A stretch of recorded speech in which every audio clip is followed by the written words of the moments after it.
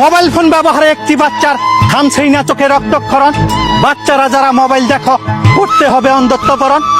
Assembly ক্লাসে একটি শিক্ষক বাচ্চাদের এভাবেই করছে সচেতন। আইডিয়াটা কাজে লেগেছে দারুণ, কেউ হাতে ধরছে না মোবাইল ফোন।